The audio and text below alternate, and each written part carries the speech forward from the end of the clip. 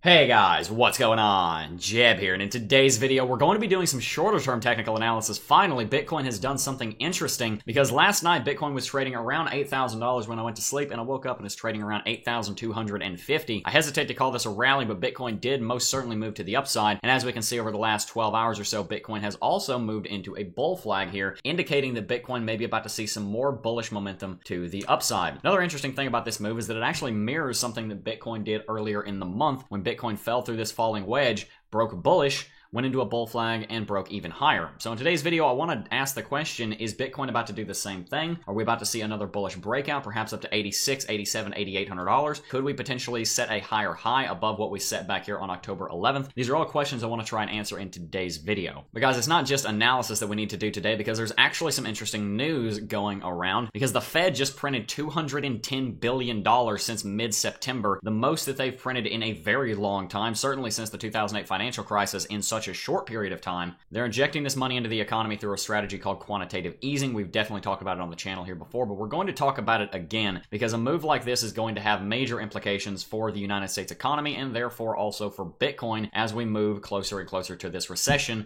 that everybody is trying to postpone, the Fed included in that. Anyway, guys, we've got a lot to cover in today's video and not much time to cover it, so if you guys do enjoy today's video, make sure you smash that like button. If you don't smash the like button, I might just have to steal your Bitcoin, so make sure you hit that like button. Protect your Bitcoin. Anyway, guys, if we zoom in here, we're going to find that Bitcoin has followed through on this falling wedge pattern. You guys may have noticed on the channel, there hasn't been a lot of short-term technical analysis over the last week or two, and that's because, quite frankly, there's been nothing to talk about over the last week or two as Bitcoin has been trading sideways and falling in this wedge. I've been waiting for it to set some kind of bottom and put something in motion. Looks like Bitcoin actually had some kind of inverse head and shoulders pattern right here that we didn't talk about on the channel, unfortunately, but that does look like the bottom has been placed, at least for a very short amount of time. This could easily Bart Simpson over. I want to make that very clear, but in today's video, I want to analyze what Bitcoin might do if we actually do break to the upside, because like I said in the intro, guys, Bitcoin has followed a very similar pattern to this, and everybody's talking about fractals lately, so I guess I'll jump on into it. Guys, Bitcoin was in a falling wedge here in the first week of October. We broke bullish, traded sideways, broke bullish again. Is the same thing going to happen here? Well, I can say one thing, and that is that the market is in a very different position right now than it was back in the beginning weeks of October. Bitcoin had just fallen off the metaphorical cliff. It had just moved down here to its price levels of around $7,750 to $8,400. And Bitcoin was still looking a little bit hopeful. Everybody thought that this was going to be the bottom of this rally and that Bitcoin was about to be done with all of this. Alas, it was not that simple. Bitcoin still had a lot of sideways trading to do, and Bitcoin did not manage to break our resistance levels right here. And because of that, Bitcoin has rejected from some very important levels of resistance that should not be levels of resistance. They should, in fact, be levels of support. But unfortunately, we are below the 200 DSMA and the 20 DEMA.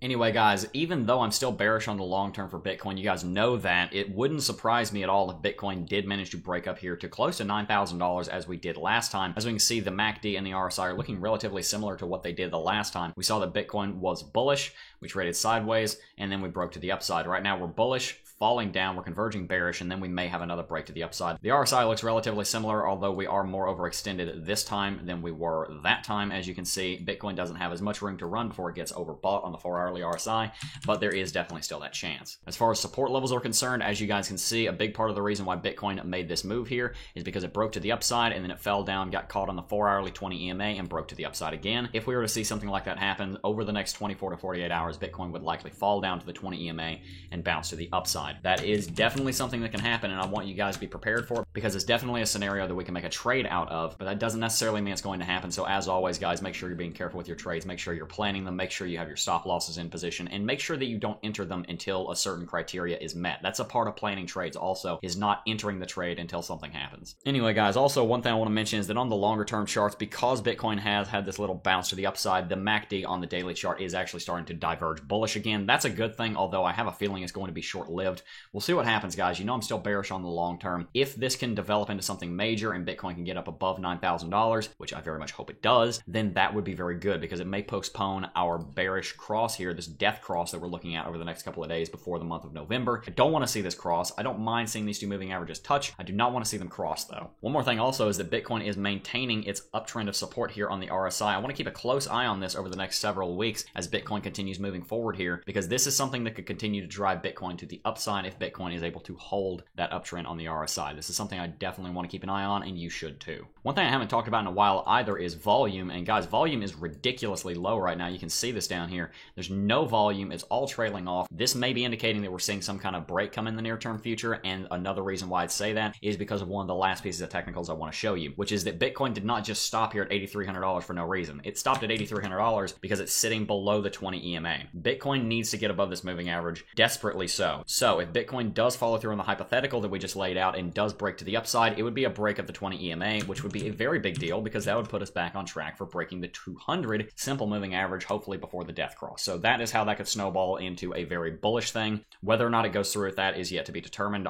I'm not very confident it's going to be honest with you. As far as Bitcoin breaking the 20 EMA though, that is definitely a possibility. If it doesn't, something interesting is going to happen here. As you guys can see, if we plot forward this 20 EMA, it's going to push us down into 7750, and before the first week of November is over, more than likely, Bitcoin's going to be forced to break bullish or bearish, and considering the volume is falling off, that is indicating that we are in some kind of longer term consolidation pattern or bearish descending triangle pattern as well. Triangle patterns don't always have to have two levels of support or resistance. They don't always have to have two trend lines. Sometimes one of the levels can be a moving average, and that's what we're looking at right now. So guys, as that plays out more, we'll be looking at price targets for a breakout of that. For right now, guys, just watch Bitcoin below the 200 DEMA, the daily exponential moving average, and see if Bitcoin breaks it. If it does, that's an excellent position to put in a long for 24 to 48 hours with some leverage on it. Make sure you're being careful though. It's sitting at around $8,307 right now for reference. All right, well, there's the technical analysis for today's video, guys. If you did enjoy that, tell me in the comment section down below and tell me if you agree or disagree with my conclusions that I drew today.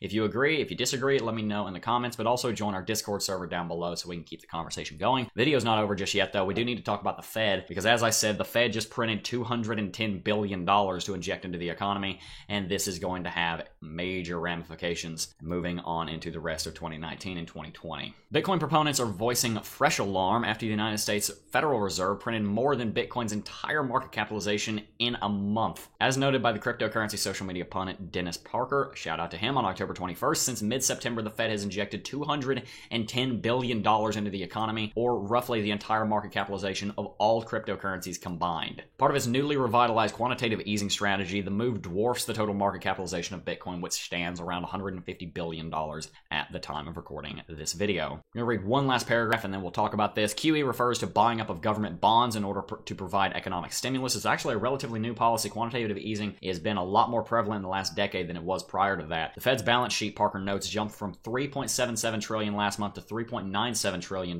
this month. It had previously been higher, while the Fed's own projections call for a balance sheet worth $4.7 trillion by 2025. And guys, this is a common practice of governments knowing that a recession is coming, knowing that some kind of economic turmoil is coming. They try to inject more money into the economy and stimulate the economy. You guys have all heard of stimulus packages, which they do work relatively well in the short term, but the problem is you inflate your currency, you devalue your currency, and you end up screwing yourself in the long term. And then you end up having to do what countries like Zimbabwe did, which was drop 12 zeros from their currency because people were walking around with $100 trillion Zimbabwe notes. Unfortunately, the world doesn't work that way, and once a currency has lost its trust from the people that use that currency, the currency is dead, and there's pretty much no recovering from that. You can look at every single currency that has ever hyperinflated in the history of humankind. There's not really any recovering from it, but that's where Bitcoin comes in. That's why people love Bitcoin so much. As you can see, just today, we passed 18 million Bitcoin in circulating supply. There is a finite amount of Bitcoin. You can't hyperinflate Bitcoin because you literally, it's just not possible unless you have 90% of the mining power and you can pass a Bitcoin improvement protocol update and actually change the way Bitcoin works. It's just simply not going to happen. There's 21 million Bitcoin that'll ever be created, and there's no more than that. Hyperinflation is literally physically impossible for Bitcoin. That's why people love it so much, and as governments continue to do this over the next 20 to 30 years, trying to prevent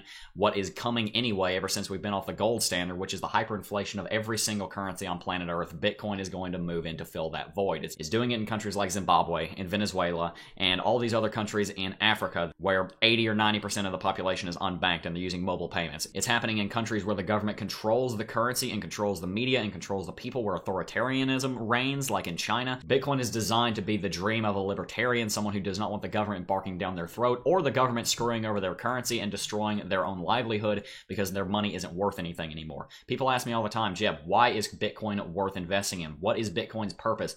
Why is Bitcoin going to become mass adopted? Stuff like this is why Bitcoin is going to become mass adopted. The United States dollar is the world's global reserve currency. It's not gold anymore, guys. We're off the gold standard. We've been for decades, and that's a problem. It's a problem that's continuing to pop up as the decades pass. If the US dollar goes down, guys, the entire global economy collapses in a way that we have not seen since the Great Depression, and honestly, it'd probably be a lot worse than that. And I'm not trying to spread FUD. I'm not trying to scare you guys, but if the United States dollar starts hyperinflating because they think quantitative easing is a good way to fix a short-term recession that's overdue, that should have happened anyway, and then we've been done with it, how does the entire economy function if every single other currency is backed by the US dollar and the US dollar is worth nothing? That's a question that no one at the Fed wants to be asked because they don't have an answer for it. The answer I'm going to provide, and a lot of people in cryptocurrency are going to provide, is Bitcoin. The Winklevoss twins weighed in on this on Twitter. Cameron Winklevoss said on Twitter, the Fed just printed $2 trillion since the 2008 financial crisis, increasing the balance sheet by 3 times, $2 trillion why you should own Bitcoin. And he's absolutely right, guys. I'm not saying to put all of your money in Bitcoin, especially if you're newer to cryptocurrency and you don't really know what all this cryptocurrency stuff is, but I do highly recommend for it. And by the way, I'm not a financial advisor. This is not financial advice. Don't sue me if you make a mistake, but I do highly recommend that everybody have at least some part of their portfolio in Bitcoin, because the way that global currencies are moving, this is not looking good. We might be able to last another 10, 20, 30, 40 years. Say we last another 40 years before the United States screws up the US dollar as they're already working on right now. Most of you are going to live more than 40 years, and you're going to want to have money when that happens. And a great way to do that is to store your value somewhere